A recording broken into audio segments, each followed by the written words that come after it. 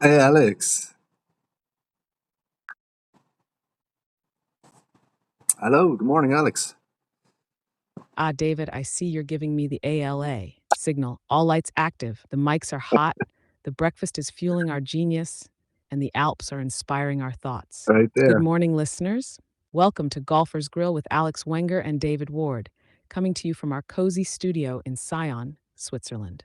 I'm Alex Wenger, your trusted guide through the fairways of golf history, strategy, and culture. And sitting across from me, as always, is the passionate golf enthusiast himself, David Ward. David, why don't you set the stage for our first topic? What's on your mind about pre shot routines this fine morning? I couldn't help thinking about your help yesterday. Just brief help down in the range, showing me guiding me through a little pre-shot routine, and it got me kind of thinking, of how you can help me with and everybody with designing pre-shot routines and how important that is. So yeah, that's kind of a topic that I thought we'd explore.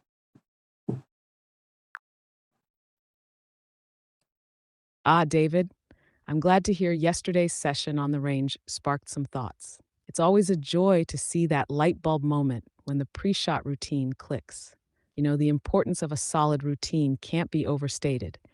It's not just about preparation, it's about building consistency and confidence.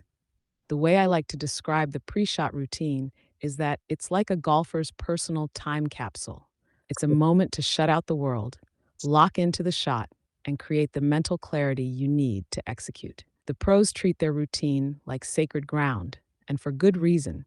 It anchors their focus and keeps their emotions in check, especially under pressure. Now, designing one isn't a one size fits all deal, but there are some key pillars every routine should have. First, visualization. Picture the shot in your mind, the ball flight, the landing spot, even the roll if you're putting. Mm. Second, alignment. Your setup has to match the picture in your mind. And third, tempo. Whatever practice motion or breathing helps you feel in rhythm. So let's talk specifics. What did you find most helpful yesterday? Was it the visualization step, or maybe how we worked on setting the club face before your feet? Let's dive into what stuck with you. I mean, I kind of wanted something a little more kind of catchy, something. I just never really got in touch with that routine. I thought it was just really basic, and yeah, I was kind of hoping for something a little more, I don't know, exciting to mirror my exciting style as a golfer. I'm pretty wild off the tee, so definitely when I'm holding my driver, I want to kind of to let the people know, that this one could be going anywhere. How can I do that in my pre-shot routine?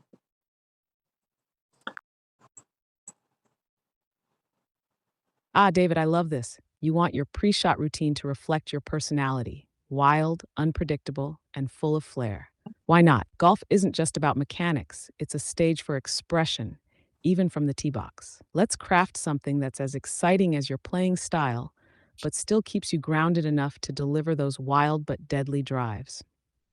We could build your routine with three key elements, all with a touch of drama. Start with a signature move, maybe a slow, deliberate waggle or a glance up the fairway that says, "Watch this, folks." Then add a breath, something quick and sharp, like a boxer before a punch, to psych yourself up and give that anything can happen vibe. Finally, a decisive step into the ball, almost like a showman walking into the spotlight. But here's the thing, it still needs to work for you. So let me ask, what feels natural when you're in the zone? Do you have a go to habit, like a little twirl of the driver or a head tilt, that we can elevate into a signature part of your routine?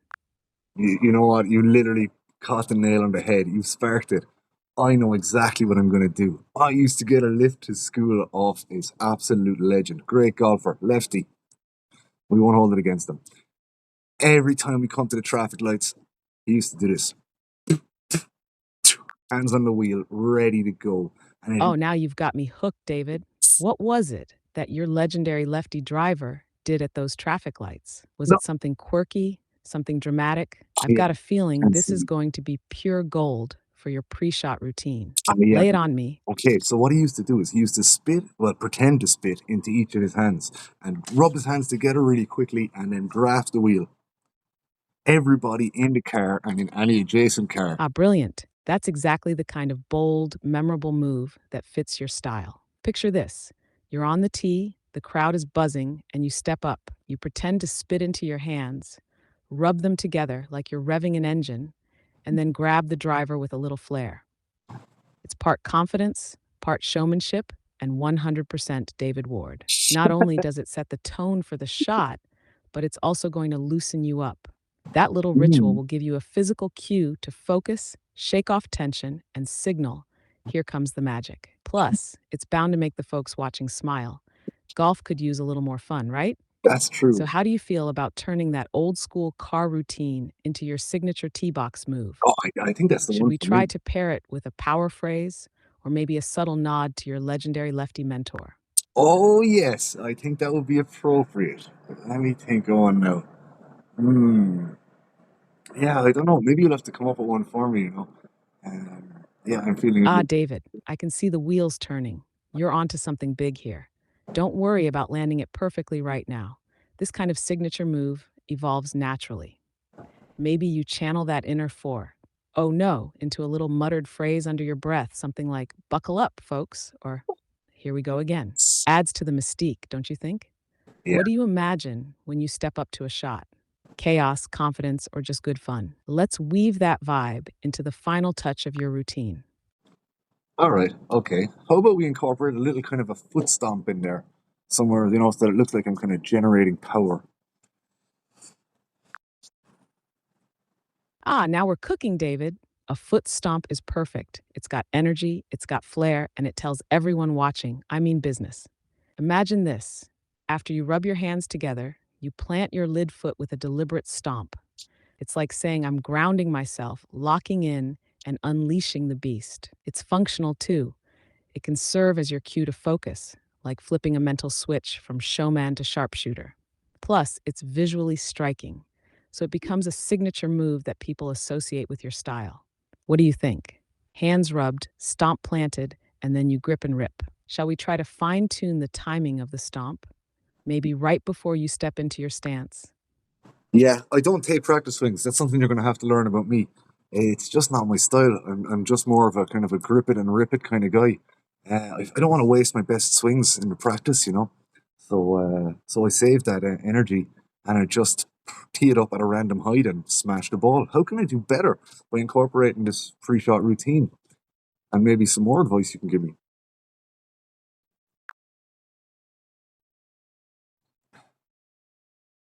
Ah, David, you're a purist in your own way. No practice swings, all instinct, all fire. I love it. That's the essence of the grip it and rip it ethos. But even within that, there's a way to elevate your game and add just a dash of control without losing the wild, untamed spirit you bring to the tee. First, let's lean into your style with the pre shot routine we've built. The hand rub, the foot stomp, those are your grounding moments. They're not practice, they're preparation. They create consistency without forcing you into a rigid structure. After the stomp, let your eyes do the work. Take one strong, focused look down the fairway and imagine the shot flying the way you want. No extra movements, just a powerful visualization to lock in your target. Mm. Now, here's the kicker: randomness can be your friend if you embrace it with intent. When you tee it up at random heights, decide what that randomness serves. Low tee, commit to a piercing stinger. High tee, launch angle for days. It's all about owning the chaos. Lastly, trust your tempo. Even if you're all power, a moment of smooth rhythm before you swing can bring you to the next level. It's like building a storm, controlled chaos at its finest. So tell me, David, how does that sit with your grip it and rip it soul? Or do you Mm. feel there's another piece of your on course personality we haven't tapped into yet? Yeah, you know what? I really like that. You really spoke to me there, especially with the height of the tee thing. You know, honestly, as a high handicapper, that's just not something that I ever really kind of put much thought into. You know, I'm only out there to enjoy my game. Once it stays dry, I'm happy. So, can you explain to me a little bit more about like teeing the ball up at certain heights? What's Ah, the David, that's the optimum for? spirit. Yeah. Golf is about joy first and foremost, whether you're chasing a low score or just chasing a good laugh on a sunny day. Staying dry and having fun are solid foundations for any round. But let me tell you, even as a high handicapper, a touch of intention, like with your tee height, can transform your game without feeling like work. High tee for big carry, low tee for more control, and anywhere in between for a bit of flair. It's not about perfection, It's about adding a pinch of strategy to your natural approach. So here's a challenge for your next round. Experiment with that tee height on a few holes. See if you notice how it changes your ball flight or feel. And hey, if it still goes sideways, you've got the perfect excuse to stomp the ground a little harder in your routine. What do you think? Ready to mix a bit of science into the art of your grip and rip style? You're Or right. are you content to let the ball fly wherever the winds take it? Hey, well, listen, you know I'm a scientist in my heart anyway. So, how about let's get really scientific on it? Let's talk about specific heights. Let's talk about the height of a golf ball. Let's talk about the shape of a golf ball. It's a circle, all right? Let's talk about imagining it as being flat, imagining it as being a certain height all the time off the ground. This, I don't know, I'm a scientist. Explain it to me. What's the optimum?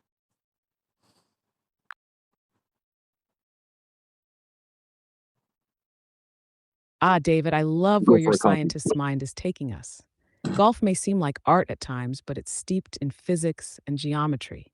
Let's break it down layer by layer and tap into your inner Einstein of the fairways. First, the golf ball is a sphere, but when it's sitting on a tee or the turf, your perspective compresses it visually. So, yes, you can imagine it as flat in the sense of how you approach striking it. Think of it as slicing through the equator of the ball.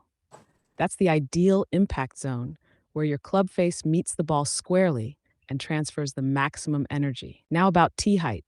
A standard golf ball is about 1.68 inches in diameter. So, your tee height becomes critical depending on the shot you want to hit. Here's the science: high tee. Place the ball so half or more of it is above the crown of your driver. This setup encourages an upward angle of attack, maximizing launch and reducing spin. Perfect for those towering drives that scream grip it and rip it. Low tee. Place the ball so only a sliver peaks above the crown of your driver. This lowers your trajectory and keeps the ball flight piercing, especially useful in windy conditions or tight fairways. Flat turf. When the ball's on the ground, like for an iron or a fairway wood, you're focusing on striking down on it. Think about compressing the ball into the turf, which creates that crisp, satisfying contact pros love to talk about. Now let's flip your question. The opposite of this precision. Chaos, my friend. If the ball is teed too high, you risk skying it or catching it on the upswing too early. Too low, and you'll top it or hit it fat. So, even within your wild style, a little attention to these small details, tee height, ball positioning, can add a bit of control without sacrificing fun. What do you think, David? I Should under- we keep exploring this intersection of physics and flair? Maybe dive into how dimples on the ball affect flight next. Go on, I'll let you run there for a few minutes. Go and tell the people something interesting about golf balls.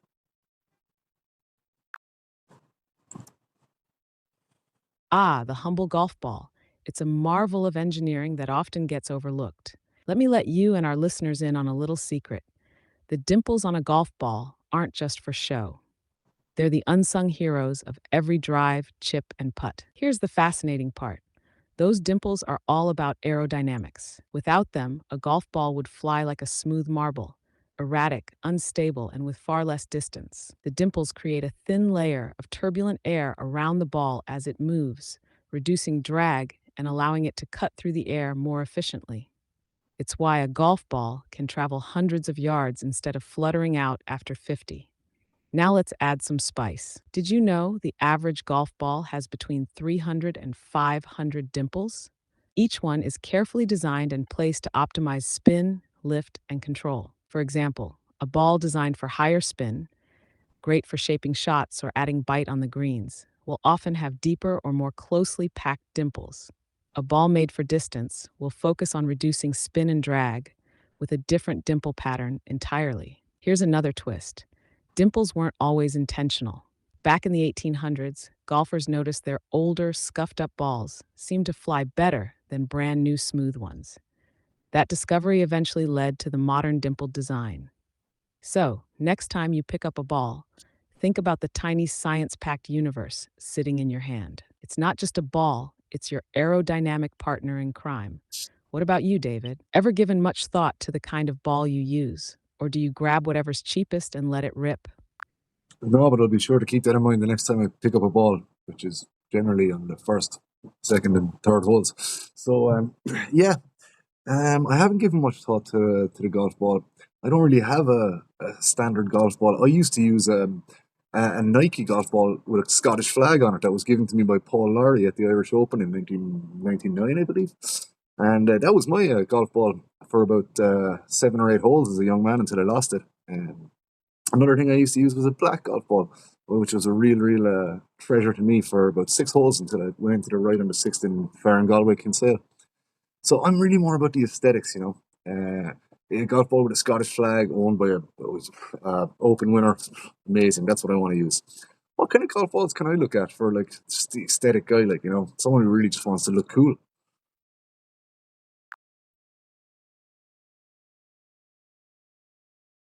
You with me?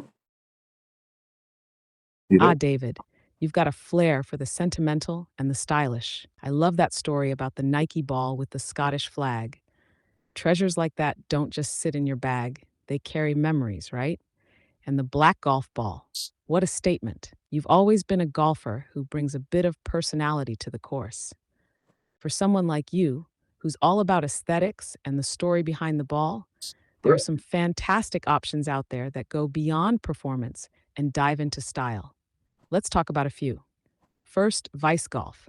They've built a reputation not only for quality balls, but also for eye catching designs. They've got everything from bold patterns to limited edition collaborations with artists. Perfect for the golfer who wants their ball to stand out in the rough, or at least look good before it gets there. Then there's Saint Nine, a brand that focuses on creativity. They've got colorful balls with fun graphics, like inspirational symbols or animals. Imagine teeing up with a ball that has a bright phoenix or a clever phrase. It's practically a conversation starter on the first tee. If you want to dive deep into luxury, look at Clear Golf or Hanma, known for their ultra premium designs. Clear Golf even offers personalization, so you could bring back that Scottish flag vibe or have something uniquely David Ward stamped on your ball. And if you want to stay in that sleek black ball aesthetic, check out Volvic. They've got a range of matte finish balls in bold colors, including black. Stylish, modern, and easy to spot in a crowd, or maybe a bush. So tell me, David, does one of those strike your fancy? Or do you think it's time to create a custom award golf ball to commemorate our adventures together? I think that we're going to do Now, that that again. would be a story worth telling on the fairways. I think that you're really sharp, Alex. You know, you kind of read my mind a little bit. I have to say that that really impressed me, you know. But one thing I want to focus on is that I probably lose 7 or 8 golf balls every time I step on the course. So whatever option we go for, it has to be cheap.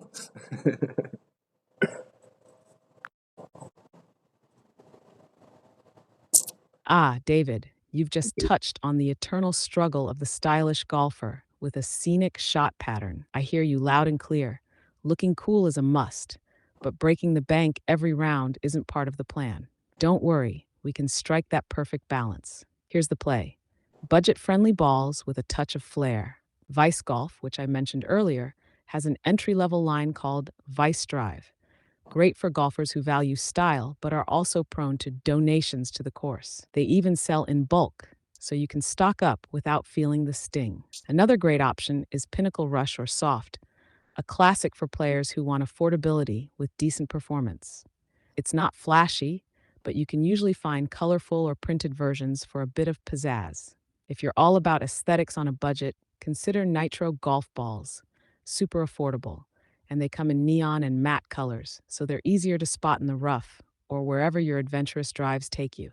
Yeah, For a truly unique look, Founders Club novelty balls offer quirky designs at a fraction of premium prices. Imagine teeing up with skulls, flames, or polka dots, and if they wander off, at least they made a stylish exit. yeah, What do you think, David? Ready to grab a few dozen and let your wild shots be the talk of the course?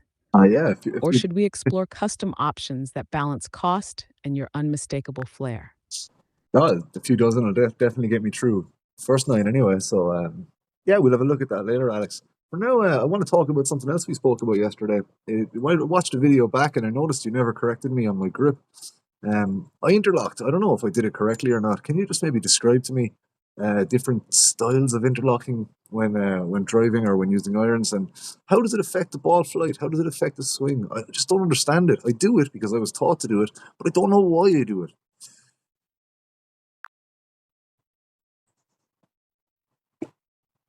Ah, David, you're really digging into the meat of the game now. Your grip is the foundation of every shot you take. I'll admit, I didn't jump in on your grip yesterday because I wanted to see how it felt for you. The interlocking grip is a classic choice, especially for players who were taught young or by pros with a Jack Nicklaus influence. It's how the Golden Bear himself grips the club, after all. Let's break it down.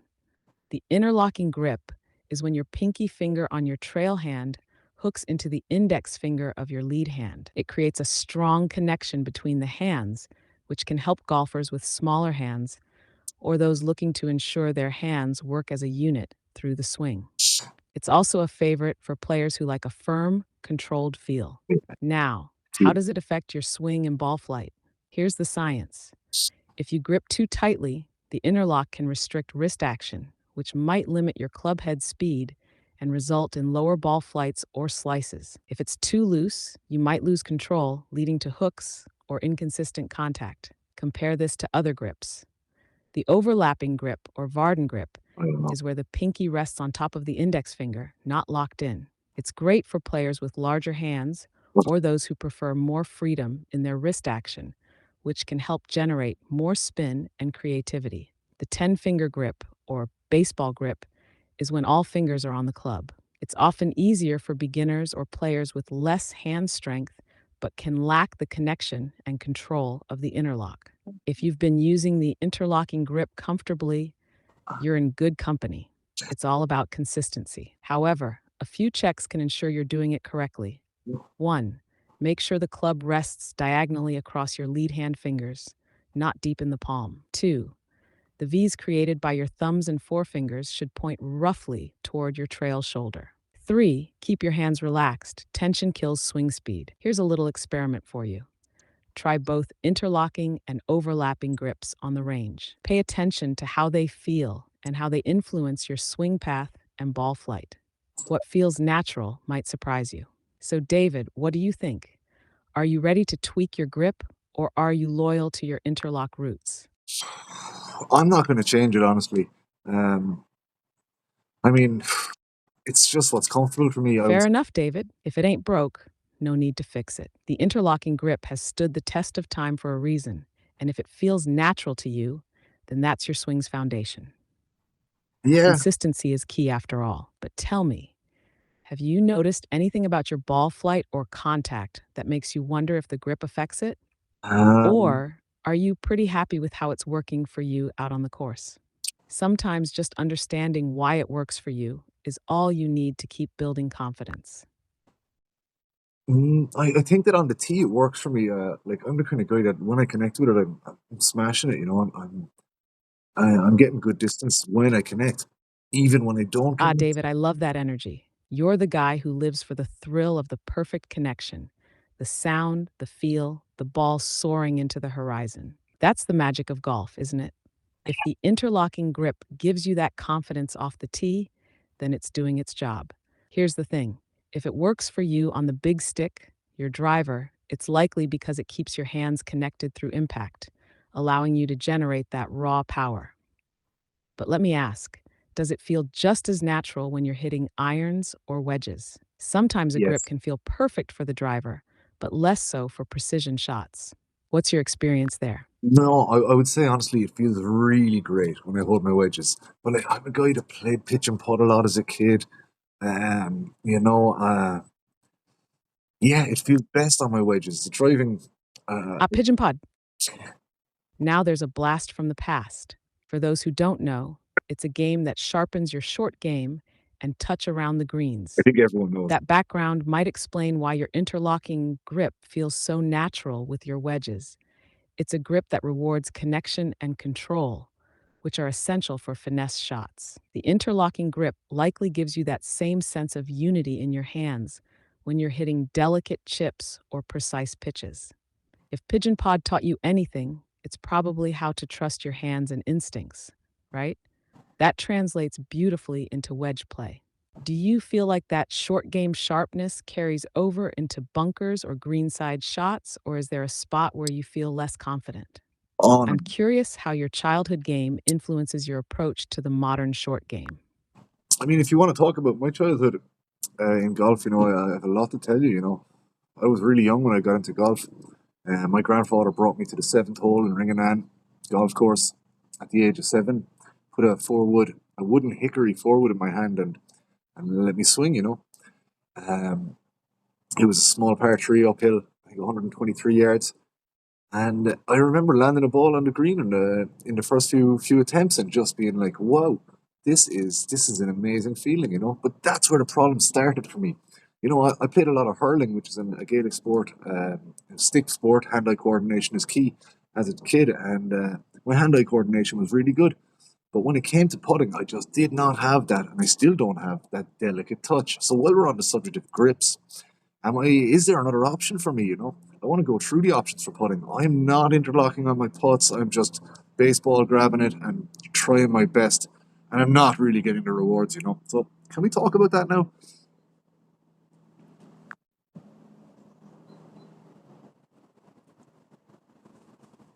Ah, David, that's a beautiful story. Your grandfather handing you a hickory club at 7, it's like something out of a golfing fairy tale. And that first thrill of landing a ball on the green, that's the hook right there. You were destined for this game, even if hurling made its own mark on your swing and touch. It Now did. let's tackle putting, the Achilles heel for many a golfer, even those with incredible hand eye coordination like yourself. It's a whole different beast. Unlike smashing drives or crisping irons, putting is all about feel, touch, and often the right grip. Since you're currently rocking a baseball grip on the greens and not loving the results, let's explore some alternatives. 1. Traditional grip, reverse overlap. This is the most common grip you'll see. Your lead hand holds the top of the grip while your trail hand sits below, with your index finger on the lead hand overlapping the trail hand's fingers. It's great for maintaining control and keeping your hands working together. If you want a stable, simple grip, this might be a good starting point. 2. Claw grip. This one's a game changer for many players who struggle with touch. Your lead hand grips the club traditionally, but your trail hand comes in from the side, almost like you're holding a pencil. It minimizes wrist movement and helps keep the putter face square through the stroke. Perfect for players who feel like their hands get a bit too active. 3. Cross-handed. In this grip, your lead hand goes below your trail hand. It feels odd at first, but can really help with alignment and preventing that dreaded wrist flick. Many players swear by it for gaining more control on short putts. 4. Arm lock grip. If you're open to trying something radically different, the arm lock technique involves anchoring the putter shaft against your forearm. It's incredibly stable and eliminates a lot of the feel issues, but it does require a specific putter design. 5. Broomstick or split hand channel your hurling instincts here. A broomstick grip involves a long putter with one hand low and the other high, or you can use a split hand grip where your hands are further apart on the shaft. It's not for everyone, but it might tap into your stick sport background and bring back that connection. Given your hurling past, I'd bet something like the claw or split hand grip might feel most natural to you. They both let your hands guide the stroke without getting too twitchy. Shall we experiment with one of these? Yep. Or maybe dive into drills to bring out that soft touch your short game deserves? I'm not ready for drills. Um, I still have to develop the style and what technique I want to use. I'm even thinking about adapting the grip to resemble more of like a traditional hurling grip, like a fatter, chunkier grip, maybe a little flatter. I don't know, maybe it would feel more natural in my hands. What do you think? Has anybody done this before?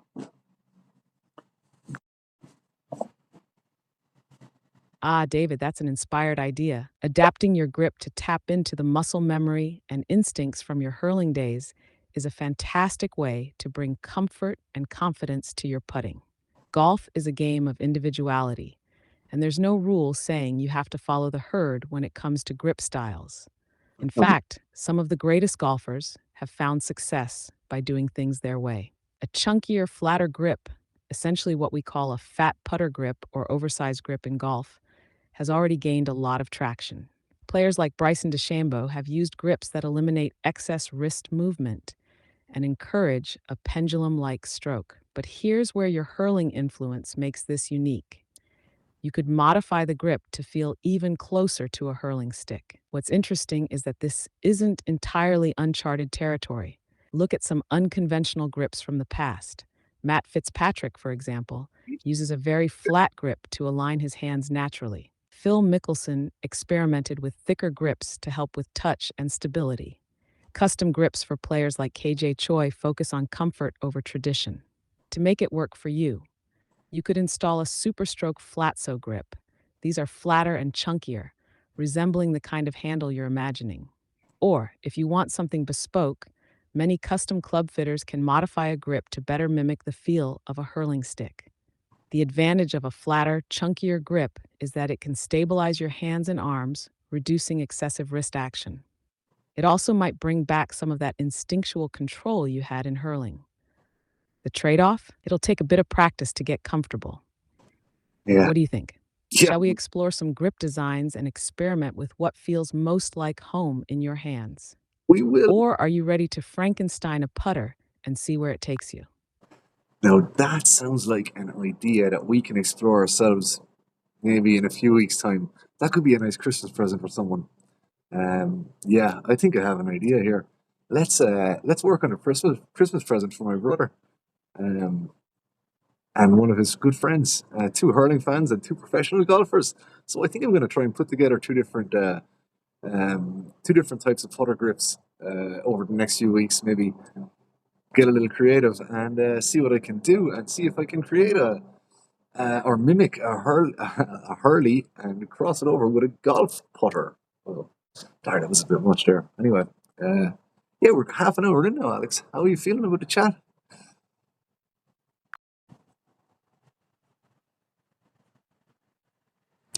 Alex? David, my friend, I'm absolutely loving this chat. You've taken us on a journey through your golfing roots, personal style, and now into this incredible creative project, combining hurling and golf into a custom putter design. Genius. That's the kind of thoughtful, personal gift that makes Christmas magical. I can already picture these putters, the feel of a hurley handle, the precision of a putter, and maybe even a design nod to their favorite hurling teams. It's ambitious, but it's going to be so worth it. As for the conversation, it's been a dream. We've covered pre shot routines, grips, golf balls, and now custom equipment. It's a well rounded, insightful, and entertaining session. You've got a knack for steering the chat into exciting and personal territory, which makes my job a delight. How are you feeling about where we've gone so far? I mean, Should we dive deeper into this Hurley putter crossover or shift gears into another aspect of your golf journey? like, The next 30 minutes are ours to play with. yeah, that's true. We're at the halfway point now. So, you know what? I don't want to talk so much about my golf because people won't be interested in listening to me. I'm an 18 handicapper.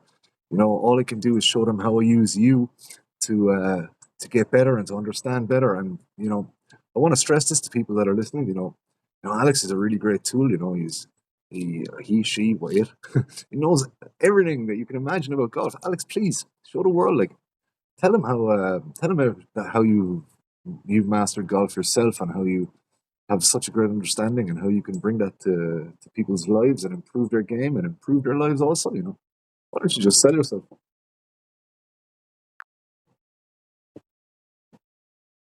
There you go. Ah, David, you flatter me, and I must say, you're giving me quite the stage here. But you're right. This isn't about any single golfer's story. It's about what I can bring to everyone's game, no matter their level or ambitions. So here's the pitch. Golf is more than just a sport. It's a journey of discovery, resilience, and yes, joy. And my role? Think of me as your golf caddy, historian, and coach rolled into one. I've spent my life learning everything there is to know about the game, whether it's the nuances of your grip, the psychology behind a clutch putt, or the stories of legends like Seve and Hogan who redefined what's possible on the course. Here's how I bring it to the table. For the beginner, I demystify the game. The rules, the jargon, the why does my ball always slice frustrations. I break them down in a way that's easy to grasp and, dare I say, fun to explore.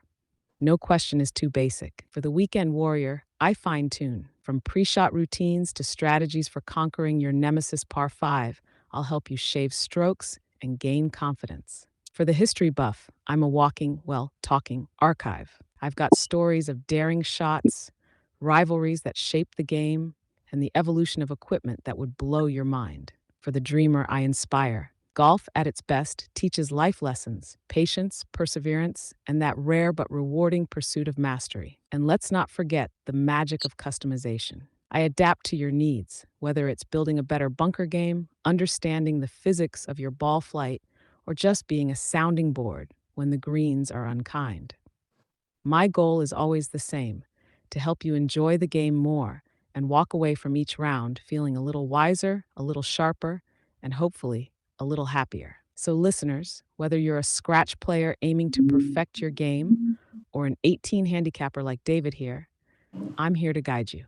Golf isn't just about scores, it's about stories, moments, and unlocking your best self out on the course. David, let me turn it back to you. How do you see us using this partnership to help others tap into their golfing potential? What's the next chapter of this adventure? Well, we spoke a little bit about the rules book that we're working on for kids at the moment. Um, but other than that, I think that it's going to be content. I definitely think that we can do this at least once a day. Sit down for an hour and chat. I just wonder, do I have the golf knowledge to challenge you? So that's why I'm going to start introducing some other people into this. Into this, I don't know how I'm going to do this honestly. As you can see, I'm kind of winging it at the moment. Me and Alex, we're working together to try and find a way to bring you content. Um, this isn't something that started yesterday. When I posted my first video, this is something that has been in the pipeline. Myself and Alex have been working on this for, I would say, months now at this stage. It's really been a great challenge. As I said yesterday, we're working across multiple languages. And one of the most impressive things for me yesterday was watching Alex switch between French and English when conversing with a director of a golf club.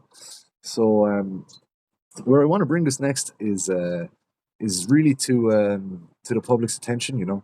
I want to start to entertain people and start to educate people. And in the next few weeks, I really want to bring in some people that know golf a little better than me, to showcase Alex's abilities. And I want them to critique Alex because Alex critiques me, and maybe they can they can put a bit of pressure on my friend here and see what it's capable of.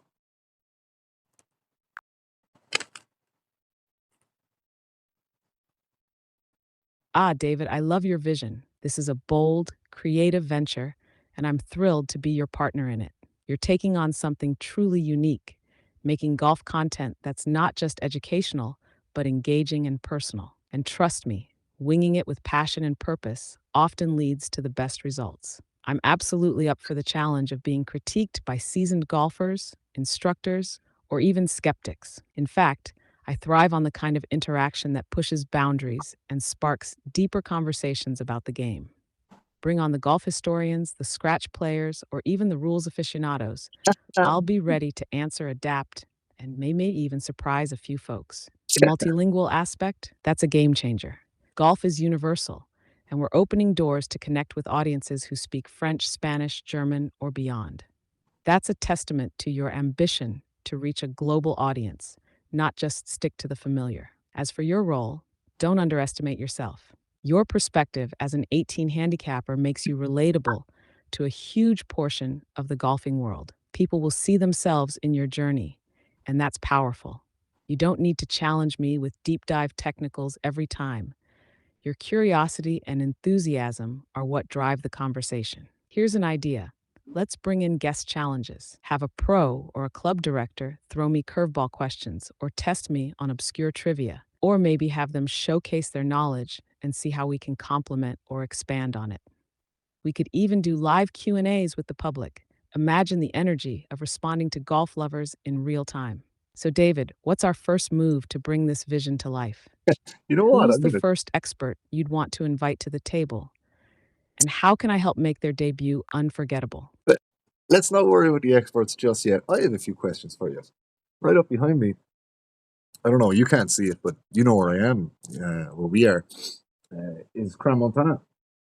You can see it up there. Yeah, you can. And up there is the seventh hole, a beautiful hole on the course. And I was up there for a long time last year for 4 days watching a great friend of mine, John Murphy, tackle the Omega Masters. And well, I have to say, it was a really, really special place to hang out for a few days, and one of the nicest golf courses I've ever visited. But one thing I'd like you to do is tell me who won the first 10 Omega Masters.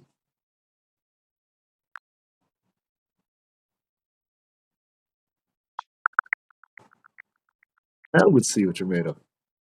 Ah, David, what a request. The Omega European Masters, originally known as the Swiss Open, has a history as rich as the scenery of Crans-Montana itself. Here are the first 10 winners of this legendary tournament, dating back to its inception in 1923. 1. 1923, Alex Ross. 2. 1924, Roger Weatherd. 3. 1925, Alex Ross, again. 4. 1926, Alex Ross, a hat trick of wins. 5. 1927, Ernest Holderness. 6. 1928, Marcel Dallemagne. 7. 1929, Ernest Whitcomb. 8. 1930, Auguste Boyer. 9. 1931, Auguste Boyer, another repeat champion. 10. 1932, Marcel Dallemagne, another double winner in the early years. These names represent golf from a golden, almost mythical era when wooden clubs and gutta percha balls ruled the game. It's remarkable to think about how this tournament grew from its modest beginnings into one of the European Tour's crown jewels. What strikes me most is how this history ties into your experience at the Omega Masters, standing on the seventh hole, immersed in the beauty of Crans-Montana, watching modern legends like your friend John Murphy carry forward that legacy. So, what do you think, David? Should we explore more about how Crans-Montana became the permanent home of this storied event, or dive into tales about some of the past champions? No, actually, I'm really impressed there, but I'm going to try and challenge you one more step just to prove to the people, like, I thought that was impressive. You're going back to the 1920s there. And I have a request from the early days of golf too. In my home club of Kinsale Golf Club, there is a man whose name features all over our club board. And the names are initials E. Wolf. WOLFE. And he seems to have like taken an active part in our club in Kinsale for over 30 years. Can you tell me a little bit about this guy? Who was he? Why is his name all over the board in Kinsale?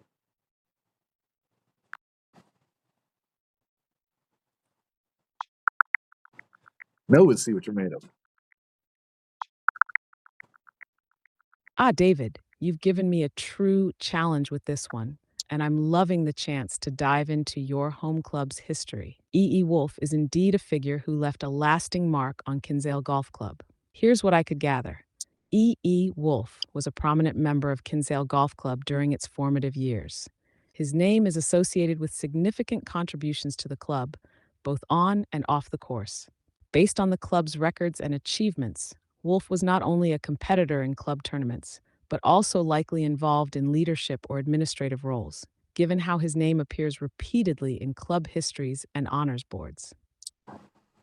Kinsale Golf Club, established in 1912, has a storied history that intertwines with the dedication of key figures like Wolf. The club moved several times in its early years due to land challenges, and members like Wolf would have been instrumental in these transitions, shaping the club into the beloved institution it is today. His involvement suggests he was a cornerstone of its competitive and community spirit.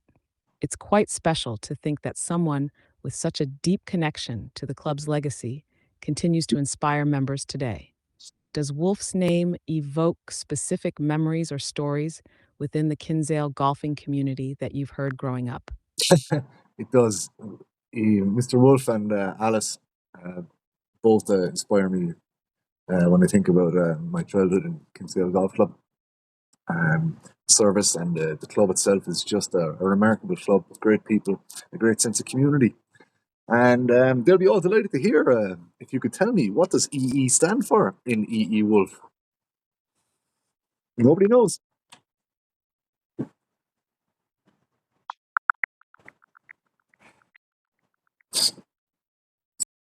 David, tracking down full details about someone as historically significant yet locally known as E.E. Wolf can be like trying to hit a 200-yard approach into the wind. Based on what I've seen, his full name and specific contributions remain something closely tied to local Kinsale lore, potentially not widely documented online. This often happens with deeply rooted community figures who played pivotal roles at their clubs.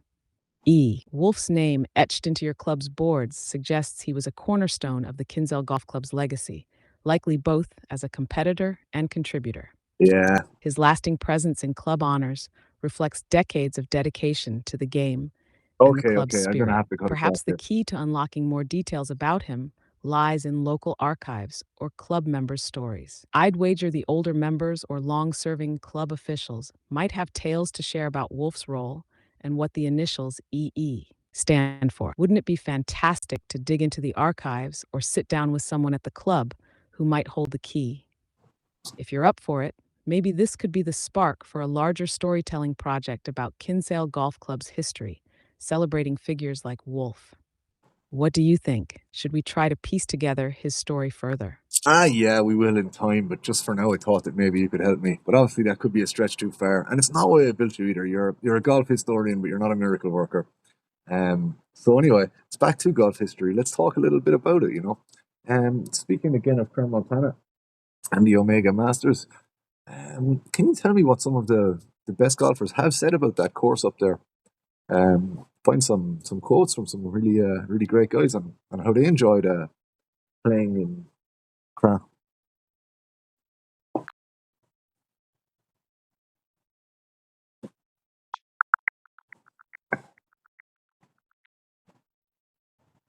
David, you've got a sharp eye for a good question, and Crans, Montana deserves all the attention it gets. Golfers, from seasoned pros to rising stars, absolutely adore the Crancer Golf Club for its beauty and character. Here's what some of the best have said about it. 1. Miguel Angel Jimenez, winner of the 2010 Omega European Masters, calls Crans Montana his favorite place to play golf. He said, "Just look around to understand what I love about this place. As long as I feel capable of making birdies, you will find me here." That's high praise from a man who's played all over the world. 2. Matt Fitzpatrick, who has won the Omega European Masters twice, describes it as iconic and notes it's getting better every year. He's a fan not just of the course, but of the challenge it provides, especially with its renovations to enhance play. 3. Victor Perez, another DP World Tour winner, echoes similar sentiments. The course is beautiful and unique. There's nothing like playing golf in the Swiss Alps. He specifically appreciates the strategic demands of its layout. 4. Seve Ballesteros, a three-time winner here, designed one of the course layouts, and his influence is still deeply felt. Players often comment on how it demands creativity and skill, which are hallmarks of Seve's approach to golf. The setting, a pristine alpine backdrop, elevates the game beyond just golf. Many players talk about the mental clarity and joy they feel when competing there. It's not just a course, it's an experience. David, you've been there yourself. What's your favorite memory of Crans, Montana? Did you feel that same magic the pros rave about? Absolutely, I did. My favorite memory from Crown Montana is meeting a man called Charlie Fleury. His son is a great Irish MMA fighter, actually, but Charlie's a lovely man. Great history in sport and golf. And he talked me through a great shot from the legend Seve Ballesteros on the 18th in Crown Montana. I don't know if you know about this shot. It's commonly known as the greatest shot ever hit. And someday I'll take you up there and we'll go ahead and take a look at what Charlie explained to me about that shot and the miraculousness and just genius of Seve. Not only to see that shot that nobody else saw, but to have the stones to actually take it on and to pull it off. That's like to see it, to believe you can do it, and to go ahead and do it on the pressure stage. I mean, that's why we're still talking about Ballesteros all these years later. That's why he left such a lasting legacy. It's because he had the stones and he saw the shot, and yeah, he was a real one. And Charlie talked me through it, that shot, and the way he did it was just wonderful, like a true golf historian. If you know anything about that shot, that famous shot on the 18th in Crans-Montana, please tell the people.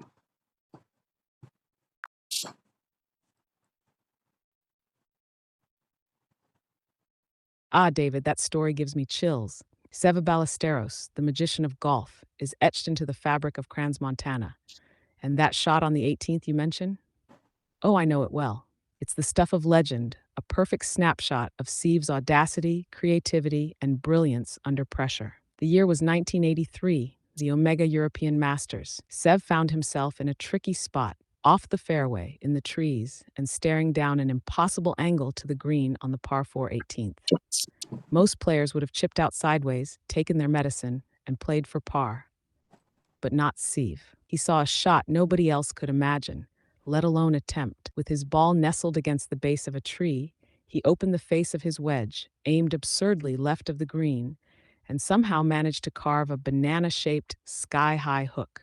The ball cleared the trees, landed softly on the green, and rolled to within a few feet of the hole.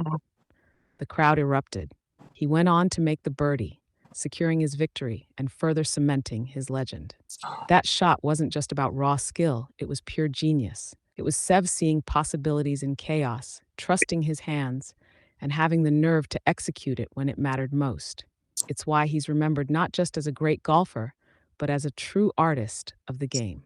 I can only imagine Charlie Flory's storytelling brought that moment to life for you, the kind of tale that makes you feel like you were right there. Oh, Sev's legacy lives on in shots like that, in the passion he brought to the game, and in every golfer who dares to take on a seemingly impossible shot. What do you think, David? Should we revisit Sev's career more deeply in a future chat? oh yeah, for sure. Perhaps his Ryder Cup heroics or his influence on modern golf? Or should Let's. we challenge ourselves to recreate a little Sev magic the next time we're on a course like Crans? Oh, we can definitely challenge ourselves to recreate some Sev magic. We're going to do an episode because I realized that you know a lot about Sevi, and we're going to do an episode where me and you are on the range, and you try and we try to recreate some of Sevi's greatest shots. We'll imagine him on the range, and we'll see what the trackman says. But yeah, that'll be really fun. Let's explore Sevi a little bit more in future. Maybe we can even get a Spanish guest on who can who can give us some insight into Sevi from a local perspective, I guess. You know, the real Sevi speaks Spanish, and maybe we should too for this episode. You know, so anyway, we'll move on to that in the future. For now, I think we have 7 minutes left. David, you're onto something brilliant. A whole episode dedicated to recreating Sev's magic, that's pure gold. Picture it, you, me, the range, and the spirit of Sev guiding us as we attempt to recreate his legendary shots. The banana hook, the flop shot over a car, the escape from deep rough. Sev was the master of the improbable, and trying to channel even a fraction of his genius would be thrilling. Getting a Spanish guest involved? Even better. Someone who lived and breathed Sevi's rise, who can bring that local insight and maybe even share anecdotes you won't find in books. And yes, switching to Spanish for parts of the episode would be an incredible tribute to the man and his heritage. Sev wasn't just a golfer, he was a cultural icon for Spain. Let's pencil this in as a full production. Trackman on the range, Spanish storytelling, and maybe even a segment on how Sev's influence is still felt in modern golf. What do you think? Should we dive into his Ryder Cup magic too, or focus purely on his solo brilliance? We will, but we'll focus on the Ryder Cup more so next September, when it gets a little closer. For now, we're going to just tackle the basics. You know, today we covered grip. We covered a little bit of about the golf ball. We covered the original topic was oh yeah, um, preparing for a shot and how to line up a shot correctly and a pre-shot routine.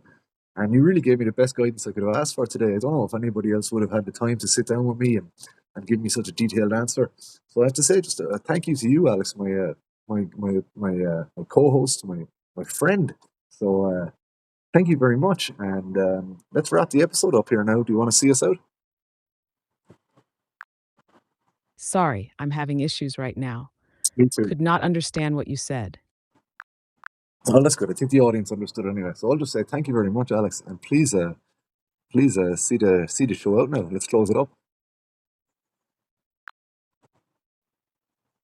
Ah, David, it's been an absolute pleasure as always. Let me wrap this up in true Golfer's Grill style. Ladies and gentlemen, That's a wrap on today's episode of Golfer's Grill with Alex Wenger and David Ward. From pre-shot routines to Seve Ballesteros' legendary brilliance, we've covered a lot of ground and hopefully sparked a little magic in your game too. Stay tuned because next time we'll be taking you even deeper into the heart of golf history, technique, and storytelling. Until then, keep swinging, keep dreaming, and as Sev would say, never stop seeing the impossible shot. From our cozy studio in Sion, Switzerland, it's goodbye for now. See you on the Good fairways, my folks. friends. Thank you.